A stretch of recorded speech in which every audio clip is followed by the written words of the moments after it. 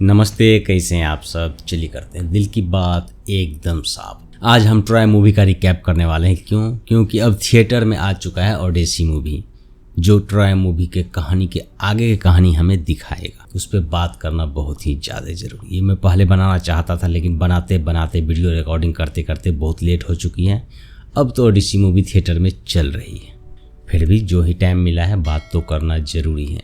और ये सब मूवी कौन बना रहा है, जिसने ख़त्म कर दिया उस सभ्यता को, उसके बारे में ख़त्म करने वाला हमें कहानी बता रहा है। तो वो अपने पॉइंट ऑफ व्यू से ही बताएगा और उसने अपने पॉइंट ऑफ व्यू से ही कहानी बताया है। चलिए इधर उधर की बात छोड़ते हैं और सीधा रिकैप पे चलते हैं।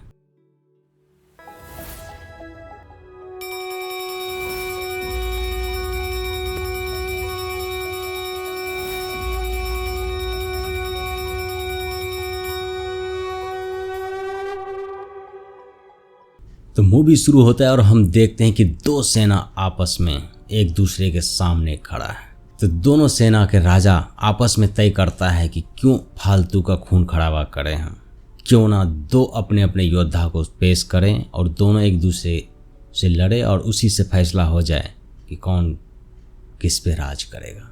तो दोनों राजा तैयार हो जाते हैं, दोनों अपना अपना सैनिक प्रस्तुत करता है। एक राजा के पास बहुत ही बड़ा दैत्यकाय योद्धा होता है और दूसरा राजा अपना योद्धा पेश करता है जो एकदम मामूली सा इंसान दिखाई देता है, लेकिन वो यूं ही चुटकी बजाते हुए युद्ध जीत जाता है। अब जब युद्ध जीत लिया है और युद्ध जीतते हुए आ रहा है, वो बहुत सारा युद्ध जीत चुका है राजा, हमें पता लगता है वो राजा है यूनान का। तो वो जश्न मनाता है और बहुत सारे ऐसे राजा को भी बुलाता है जहाँ पे वो नहीं जीता है, जीतना चाहता है। उसी में से एक ट्रॉय का राजकुमार होता है और यूनान के ही एक राजा की बीवी से उसको प्यार हो जाता है, या कहें कि हवस के अंधे में दोनों पागल हो जाता है। और ट्रॉय का राजकुमार यूनान के राजकुमारी को लेके चला जाता है अपने शहर ट्रॉय।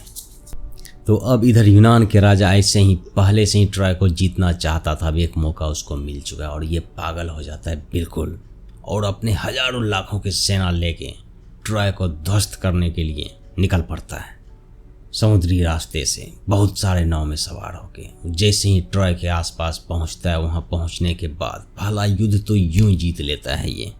तो राजा और ज़्यादा कॉन्फिडेंस में आ जाता है और बिल्कुल पागल हो जाता है कि अब तो मैं बिल्कुल फाड़ दूंगा, चीड़ दूंगा, ट्रॉय को ख़त्म कर दूंगा। अगले दिन पूरा लाव लश्कर लेके फिर से चढ़ पड़ता है वो ट्रॉय पे।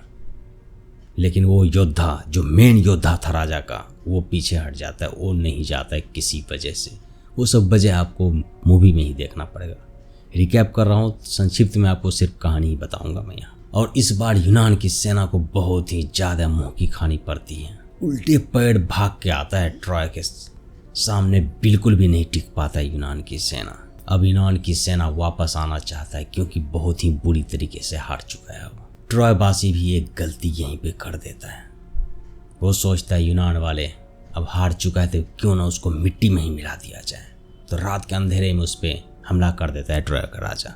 और उस युद्ध में अंधेरे में गलती से वो जो योद्धा था जो यूं जीत लेता था युद्ध अपने कर्तव्यों से, उसके चचेरे भाई को मार देता है गलती से, उसी योद्धा को समझ के। तब ये जो योद्धा था ये हो जाता है पागल। ये अकेला ही ये योद्धा चल देता है ट्रॉय का राजकुमार को चैलेंज देने के लिए कि मेरे साथ युद्ध कर। और खुशी खुशी ट्रॉय का राजकुमार खुद खुशी करने इसके सामने आ ही जाता। पर राजकुमार को मारने के बाद वो योद्धा अंदर से बिल्कुल ही टूट जाता है। अब उसको भी कोई भी लड़ाई करने का मन नहीं है, लेकिन फिर भी राजा के साथ आया है तो लड़ेगा ही लड़ेगा। अब जो यूनानी सेना वापस जाने वाला था फिर से चार्ज हो जाता है और ट्रॉय पे हमला करने की प्लानिंग बनाता है। अगले सुबह देखता है ट्रॉय वाले कि सारे के सारे यूनानी सैनिक चला गया है और उसके लिए एक बहुत ही विशाल काय लकड़ी का घोड़ा बना के छोड़ गया है। तो ट्रॉयवासी एक बहुत ही बड़ा गलती करता है, उस घोड़े को अपने शहर के अंदर ले आता है, जो शहर उसका वैद्य था। उस शहर में वो लकड़ी का घोड़ा ले आता है और उसी घोड़ा में छिपा होता है ट्रॉय का सैनिक। रात को दरवाज़ा खोल देता है और उसके बाद तो बिल्कुल ट्रॉय शहर तहस नहस हो जाता है। और इस युद्ध में लास्ट युद्ध में वो योद्धा भी मारा जाता है, दोनों तरफ का राजा मारा जाता है, बिल्कुल सब कुछ तहस नहस हो जाता है, सब कुछ खत्म हो जाता है। अब खत्म होने के बाद वो बसे बसाए शहर को जो तहस नहस कर दिया ये यूनानी और ओडिसियस के आइडिया ने, अब उसको वापस आना है यूनान। अब वो कैसे आता है? बसे बसाए शहर, इतनी सारे मान्यताओं को ख़त्म करके वापस आता है, तो उसके साथ रास्ते में क्या क्या घटना घटती है, इसी के ऊपर मूवी बेस होने वाला है ये ओडिसी।